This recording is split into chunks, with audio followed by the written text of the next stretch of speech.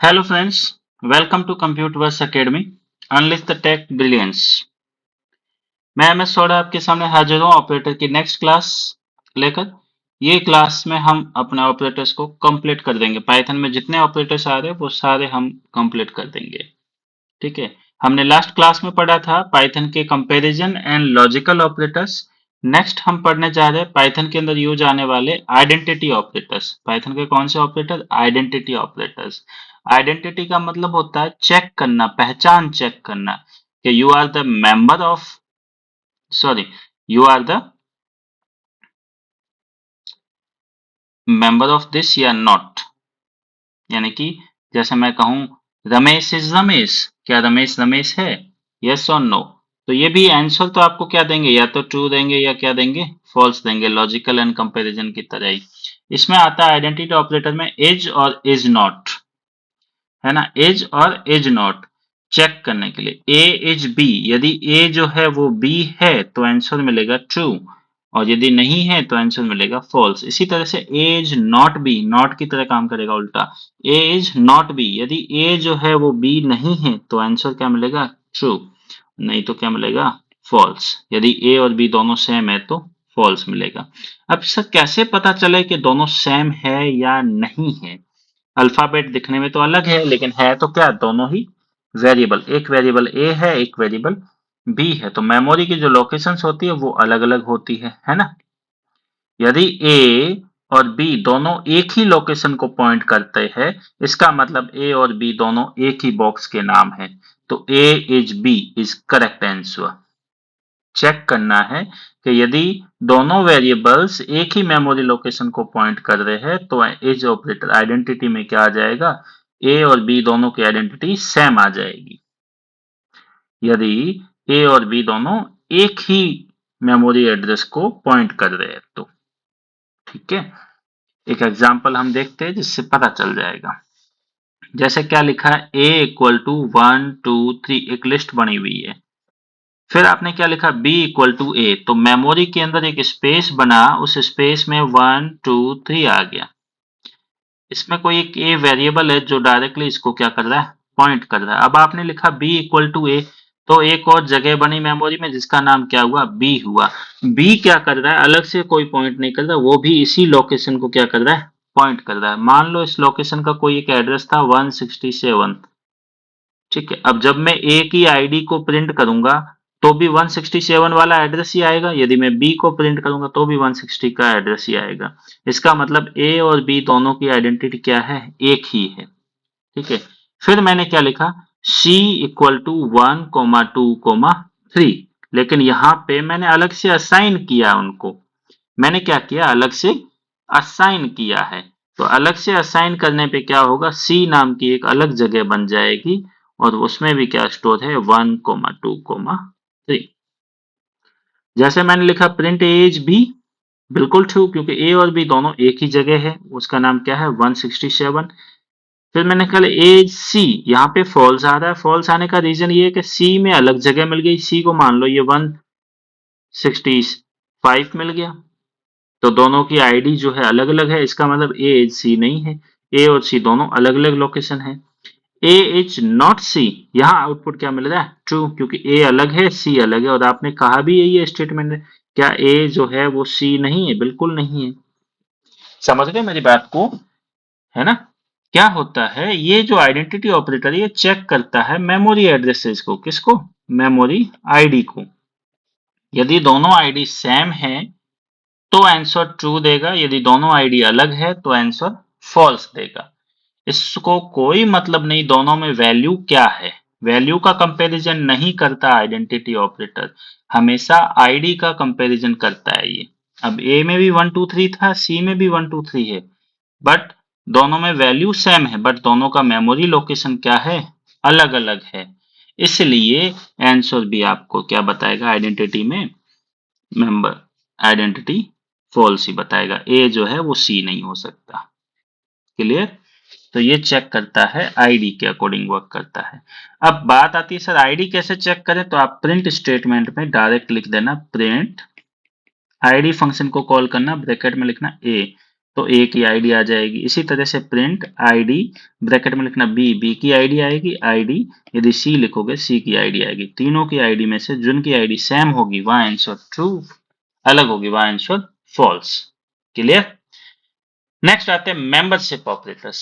Membership operators in और not in होते हैं। ये हमेशा काम करते हैं सीक्वेंस पे। किस पे काम करते हैं? सीक्वेंस डेटा टाइप पे काम करते हैं। सीक्वेंस डेटा टाइप में क्या क्या आते हैं? लिस्ट, ट्यूपल और स्ट्रिंग। तो मेंबरशिप ऑपरेटर का यूज इन तीनों पे होता है। इसके अलावा मेंबरशिप ऑपरेटर का यूज जो है लूप में भी होता है। लूप में किसमें? फॉर लूप में किया जाता है। क्लियर। और रेंज फंक्शन के साथ में ये चेक करते हैं कि आप उसके मेंबर यानी कि उसके मेंबर्स या उसके सदस्य हो या नहीं हो। देखते हैं।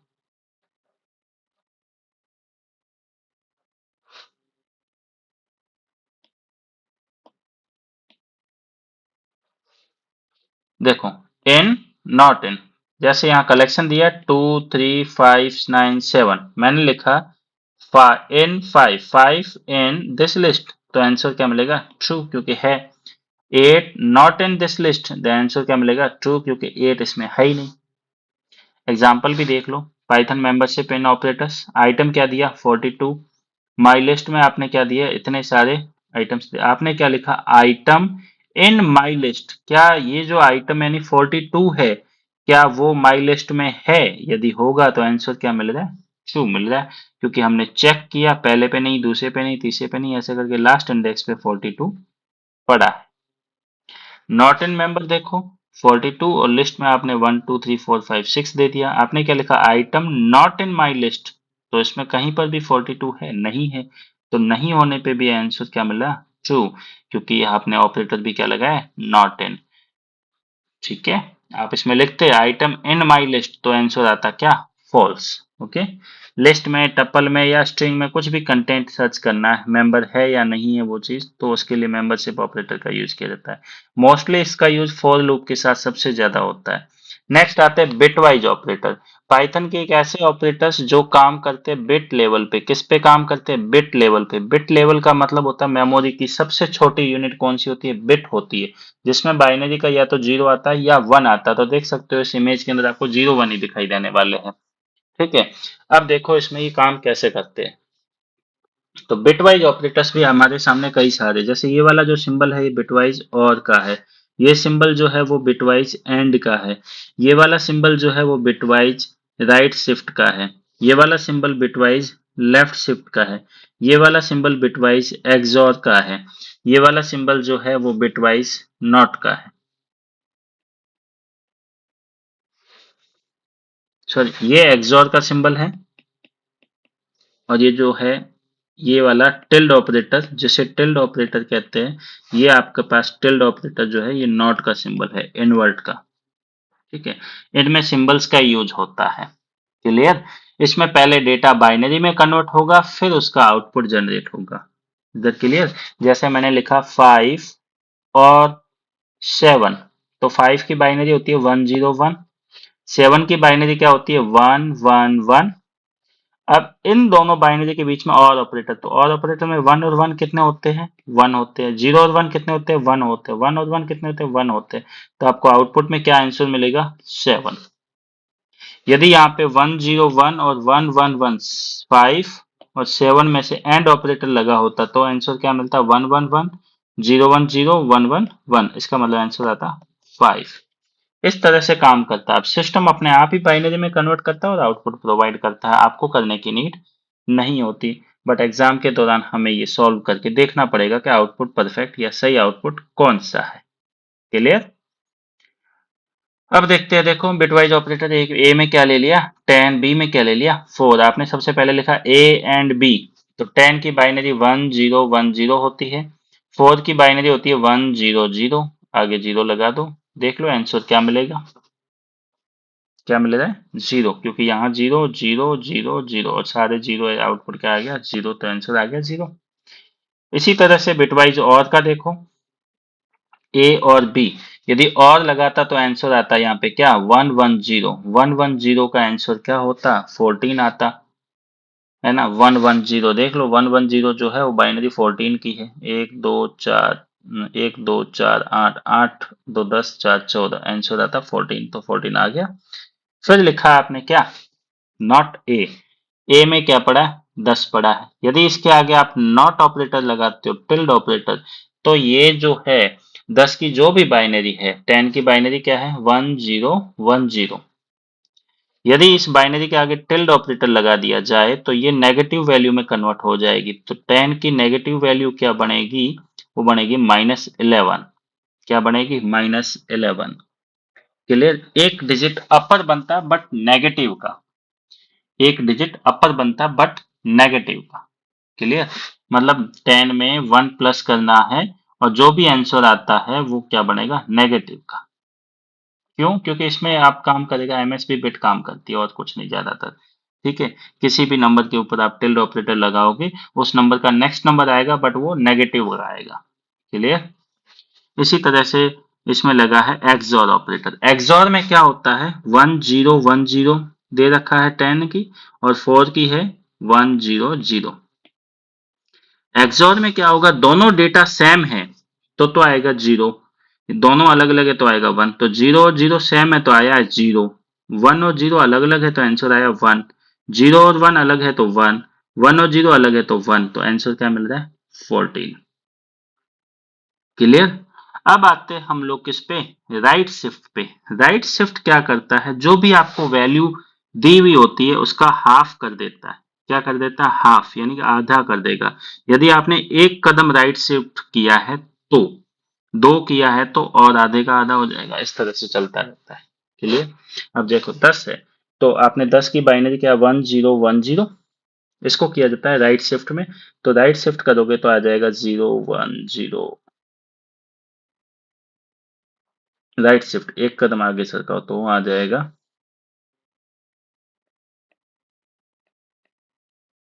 इस तरह से आंसर, है ना।